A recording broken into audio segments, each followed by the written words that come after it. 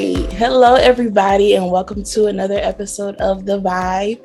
I am your host, Terrace Smith, and today I am joined by Miss Anasia Monroe. Hey, y'all.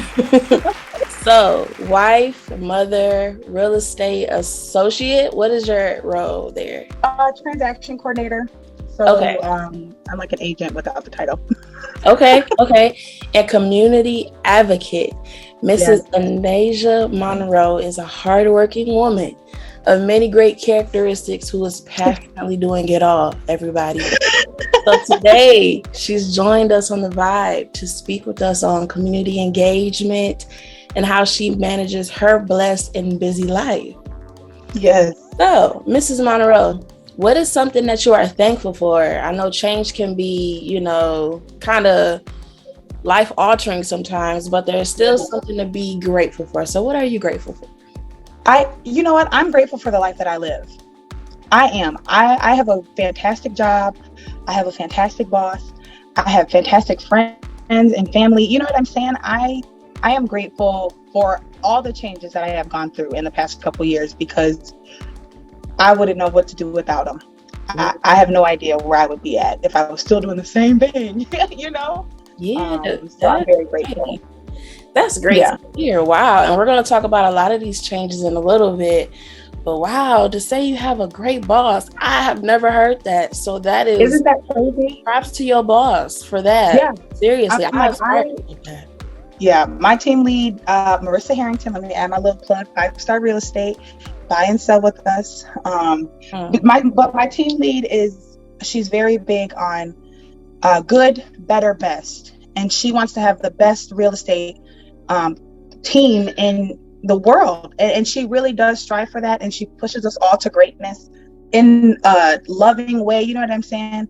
I've had bosses that I felt like I was more intelligent than. I had bosses who I felt like belittled me. I had bosses who just treated me overall badly. And when I first started, my boss told me to have grace for everybody.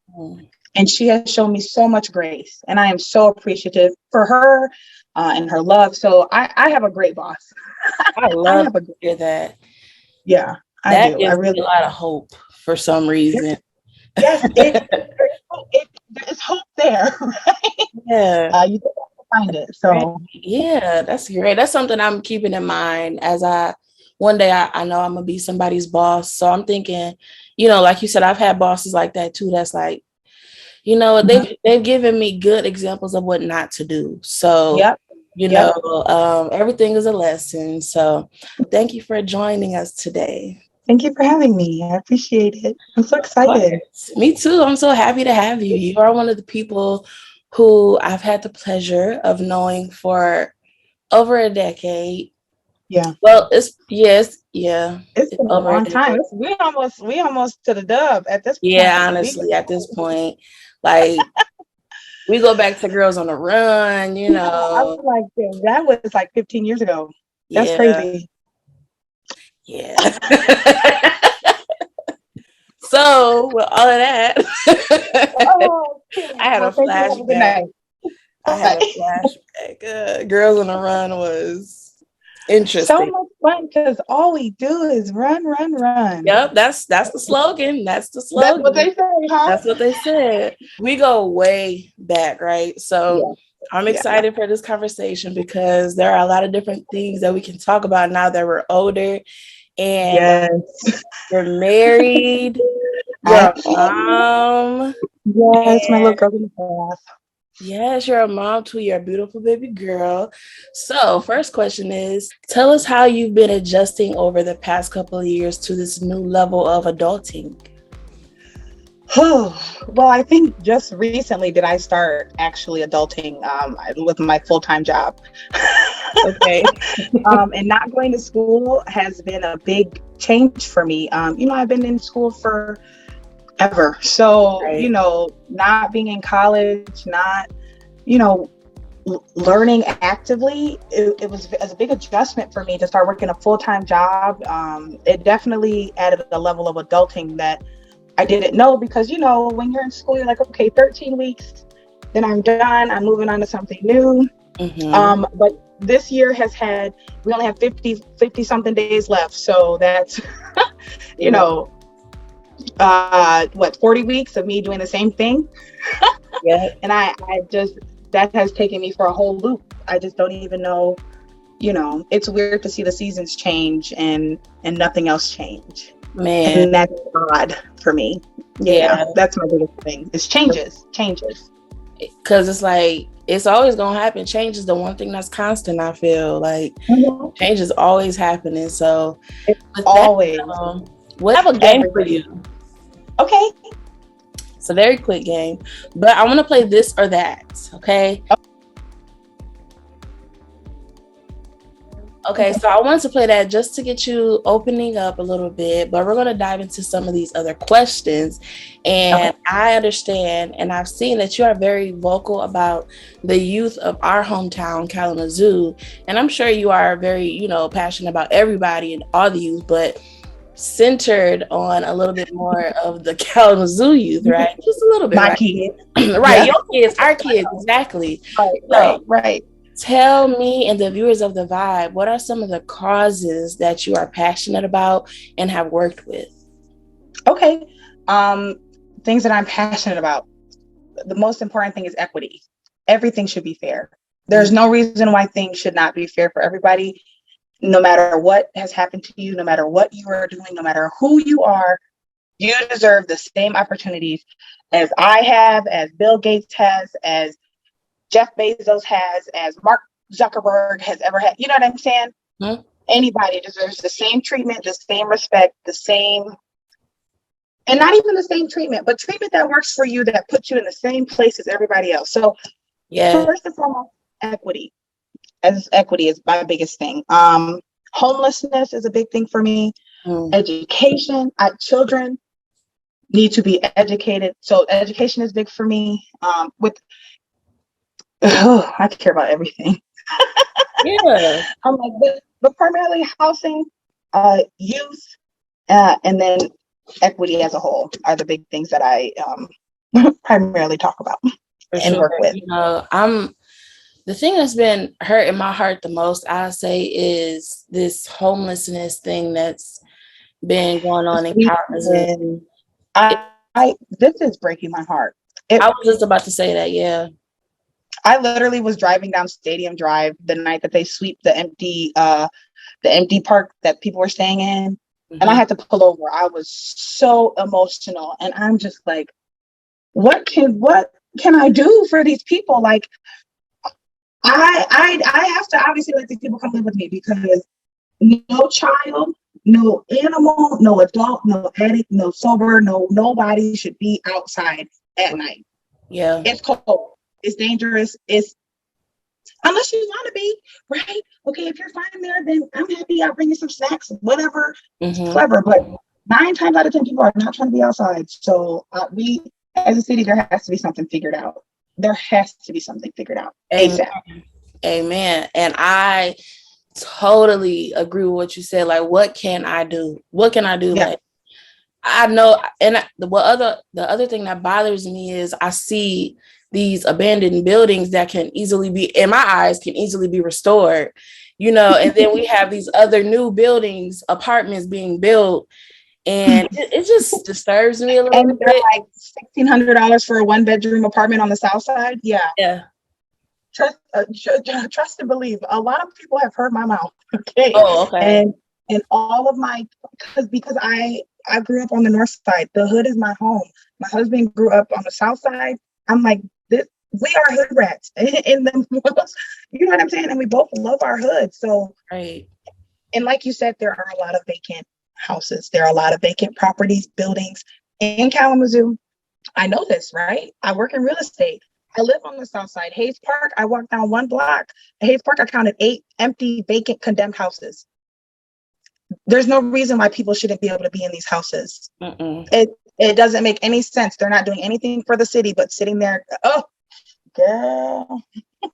Listen. But letters, voicemails, text calls, memes, pictures, and selfies to everybody who I can think of. Because we need to get this figured out. And I actually, currently I live through Open Doors. We're in their Pathway to Homeownership program. Okay. So Open Doors is working with, people like my husband and I who aren't like with perfect credit, who can't, you know what I'm saying, but with the income to purchase a house, but without the credit. So they're working with us to get our credit right and to help us buy a home. And I think that there should be way more programs out there Yeah. like that for people like me, because homelessness isn't just, I don't have a place to go. Homelessness is, I could have a job and I don't have somewhere to go. I have children and I don't have somewhere to stay. You know what I'm saying? I have, I got a bunch of responsibilities. People have 2, 3 jobs and are still homeless, like, because rent is out of control. Like, you're, ooh, okay. No, seriously, It, seriously. And I just keep going back to what can I do? I guess that's just like, what what can I can do? I do? What can we do? What are the next steps? Because Mhm. like that's all I can say is what Yeah. can we do, you know? And Mhm. I mean, it makes sense that you are this passionate about it. You said it yourself. You called yourself a hood rat. You know, you're very passionate about where you come from. Yeah. I'm like, this is my city. It's been years in the making, right? Mhm. Who you are today. And you're also passionate because you're a new mommy. So Yes. tell I'm us, like, no baby should be outside. right? I'm switching just a little bit. What's the That's best fine. part about being a mother? Um, the best part about being a mom is seeing my baby grow, because that has been amazing to me, to remember that she was just, I found out I was pregnant 4 weeks. I was 4 weeks pregnant right at the beginning. I should have known I was pregnant, but I did. And so to know that she grew from this little dot on this ultra screen picture that didn't look nothing more than a pen dot on a paper to a 14-month-old who is walking and trying to talk. Right. And it's beautiful. It's Oh, beautiful. I love it. I love being a mom. It's hard. It's mhm. very hard. It's the hardest thing I've ever done in my life. But just seeing her smile and watching her laugh and run around, showing that she learned new things, peekaboo. Like, I Mhm. couldn't imagine not having a baby right now. You know Mm. what I mean? Because I sure was not ready. Okay. Was not ready. So Well, thank you I'm, for that. yeah. You're welcome. Yeah, I was, no, not at all. I called my mom crying at 6 a.m. and she's like, well, what we gonna do? I don't know. Wow. So you mentioned that it was pretty challenging. And okay, so it's like I've studied childhood education and everything, but I obviously know that there's nothing like actually being a mother and experiencing that for Mhm. yourself. I'm not there yet, just not just quite yet, but I do want to know, like, what has been those challenging moments and how did you get through those? How are you getting through those? Yeah. So actually right now I'm in counseling. I just started counseling 2 weeks ago. I found out pretty late. Well, not, I didn't find out. I'm not sure. I have been experiencing postpartum depression recently. I'm over a year after having my daughter, and I'm still feeling these certain feelings that I just can't shake, just of sadness of, and it might just be because I'm a person, but these are also signs of postpartum depression. And I am still I'm right out the window, but so dealing with that has been really hard. Dealing with the loss of freedom at 24, right when I feel like my life had started to pick up, Mm-hmm. what but I mean, also COVID hit, so I would have had to slow down no matter what. It was probably the best time for me to be pregnant.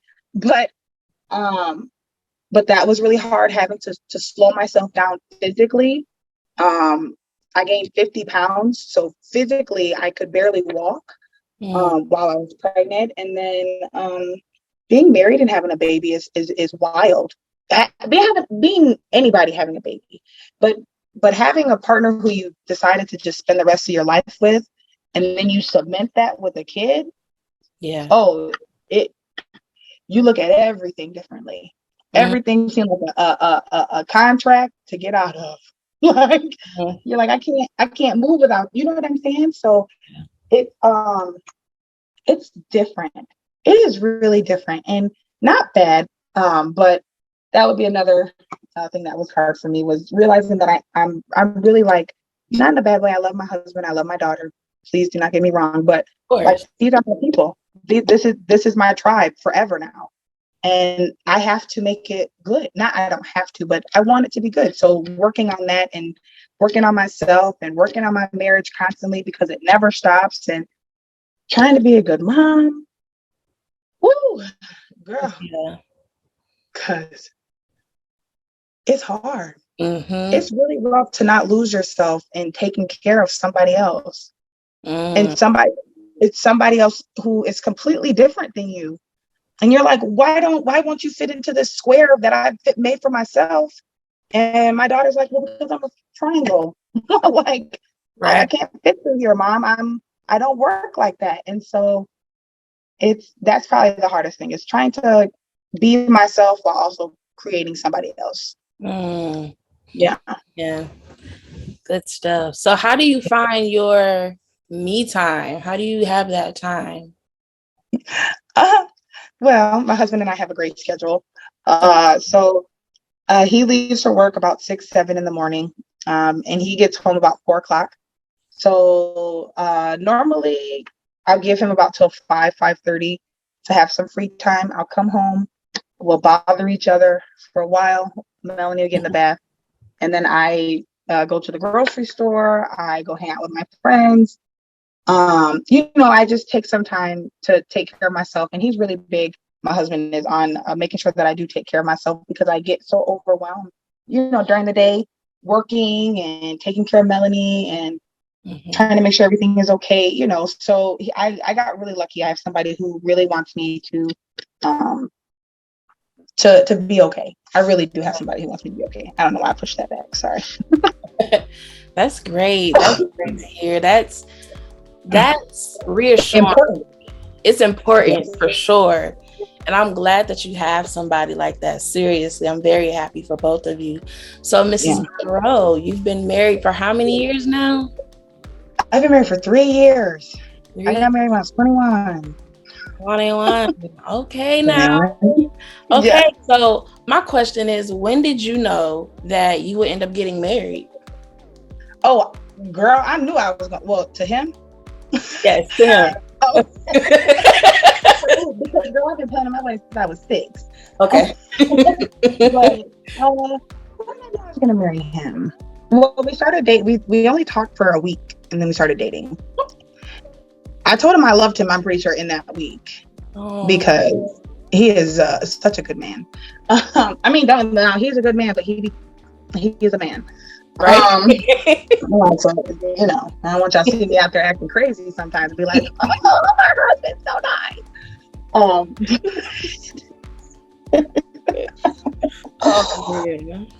my goodness. What was I telling you about? Oh, being married? Oh, when did I know? How did you know? How did I know I loved him? I don't know. He just took such good care of me. Literally, he took such good care of me. And when I talked about getting married, he didn't ever wince or flinch. You know what I'm saying? I talked about planning our wedding and I was all extra, of course. And he'd be like, okay, yeah, that sounds like a good idea. And I'm like, okay, yeah. So let's get married. So did you know each other before you said you were talking for a week? Yeah, no. Okay. Nope. No idea. I mean, I did message him while we were in high school. and he had a girlfriend at the time. So he kind of just blew me off, which I can appreciate, I guess. But afterwards, I posted what my mom calls attention-seeking behavior things on Facebook.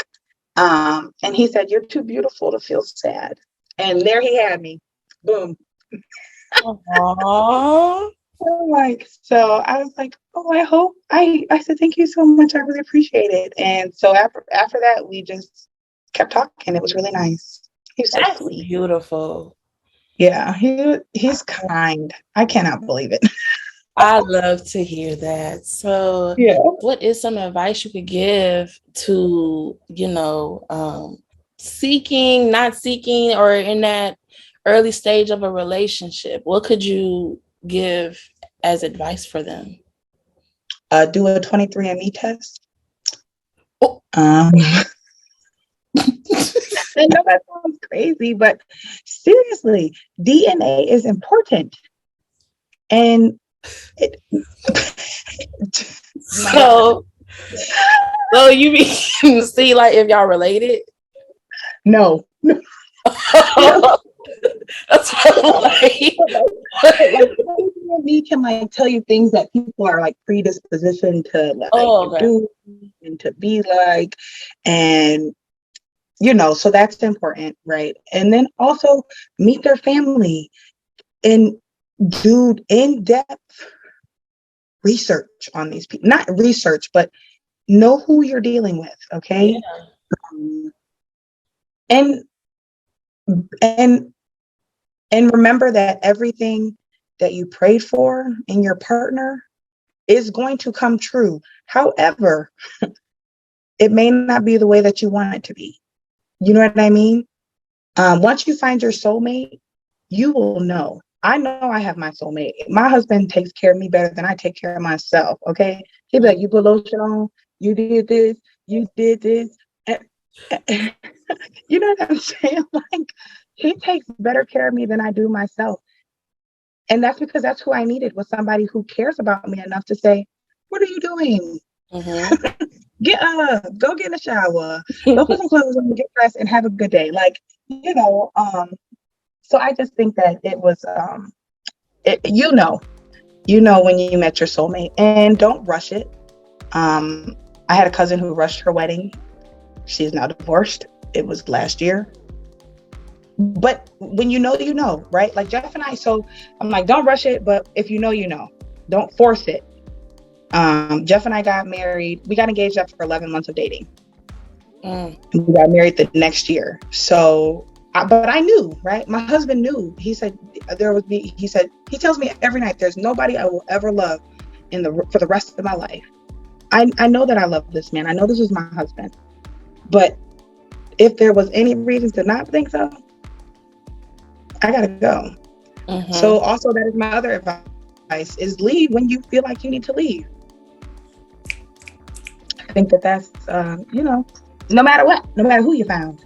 Great advice. That's good advice. Seriously, you might be speaking to me a little bit about some of that stuff. Okay. But that's great advice. So I also want to ask, since you are I don't know if it would be technically a newlywed. I don't know when that period ends. I don't know either.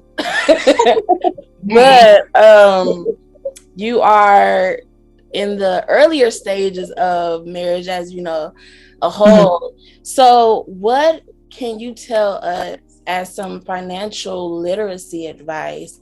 What could you give us as a millennial? Like, what advice could you give me? Okay. Firstly, getting married adds to your tax refund to start. So that first year afterwards is going to be nice. Okay. I'm like, so, and I think if you're in school and you get married, you'll get more financial aid money. So those are two of the biggest things for me. Okay. But financially, right now I control all of our finances. My husband half the time don't know how much money we have, because that's how we operate best. Because I'm a shopaholic, right? So just marry somebody who knows your financial style. Me and Jeff's financials almost broke us up when we were dating. We were going to take a break because we just weren't on the same page on how we thought we should spend our money and time. So I would say make sure you're on the same page with your partner on how your money will be spent. Because if you're somebody like me who likes to shop and buy stuff, and you with somebody who's like stick to the budget, it's not going to work at all. But just talk to your partner, because y'all already together. So you know what I'm saying? Just be open about where you are financially, and say, I like to overdraft my bank account by $500 every week. Sorry. You know what I'm saying? Give the person the opportunity to see who you really are, because once you are married, it is hard to not be. So it's not just like, all right, we're done with each other. It's not. Even a no contest divorce still takes months. it can take 30 days, but you know what I'm saying? So it's not like an easy out. So you need to know exactly who you're dealing with financially before you get stuck in a relationship, because that is like the number one thing to cause a divorce. Yes, absolutely. Listen. And money, I asked that because money is it can be a sticky situation. And, like you just said, like y'all, that was one of the, that was kind of almost going to make y'all break up at one point. So like, it is absolutely important that we do exactly what you said and do a little bit of investigating on our partners, their styles, because that is extremely important, to have that understanding, because life is already stressful, and if I can control anything, I'm gonna at least try to control my finances as best as possible, right?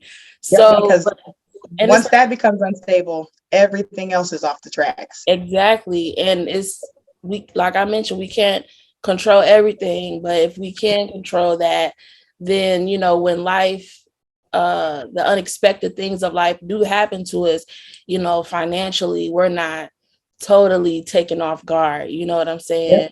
I know it's not always something that can happen, but it's definitely something to aspire to, and aspire for. Everybody gets stressed out, whether it's from work, life, work, family. I was gonna say being alive. Literally. Tell us how you get rid of some of your stress, Anasia. Well, I don't know what I can say. I don't know what you can say either.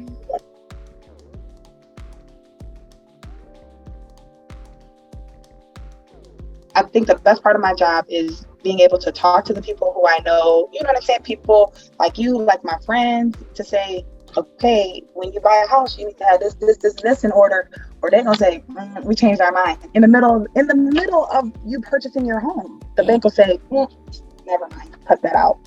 You know what I mean? Exactly. Isn't that crazy? Did you know that you could buy a house with no credit score and 12-month paid utilities? What? Exactly. There are things that people do not know that can help them achieve greatness. Do you know that if you want to live in a rural area, you can have a 0 down home mortgage? And rural does not mean country. Rural just means Cooper's Landing. I don't know if you know where that is, but Gold Road is rural. So you know what I'm saying?